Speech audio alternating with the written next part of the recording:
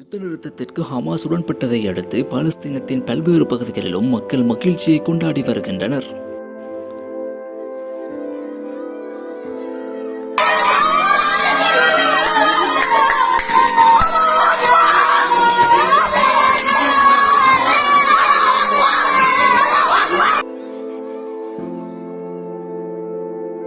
Qatar மற்றும் எகிப்தினுடைய பாரிய முயற்சியினால் யுத்த ஒப்பந்தம் கைச்சாத்திடப்பட்டிருந்தாலும் கூட மகிழ்ச்சியை கொண்டாடி வரும் அப்பாவி மக்கள் மீது சியோனிச பயங்கரவாத இராணுவத்தினர் இன்றும் கொடூரமான தாக்குதல்களை நடாத்தி கொண்டிருக்கிறது.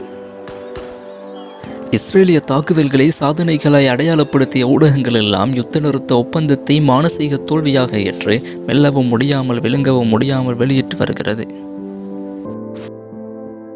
இஸ்மாயில் ஹனியாவை கொன்றுவிட்டு வெற்றி காலடியில் என்றவர்களுக்கு யஹ்யா சின்வாரின் தலைமைத்துவம் பெரும் பேரிடியாயானது.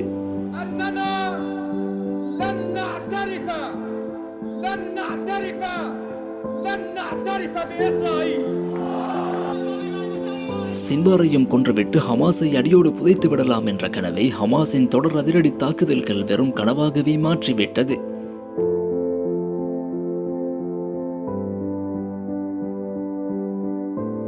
தலைமைகளை கொன்று ஏமாறி போன சியோனிச பயங்கரவாதிகளுக்கு பல்லாயிரம் ஹனியாக்களும் சின்வார்களும் உருவாகும் என நன்றாய் புரிந்துவிட்டது.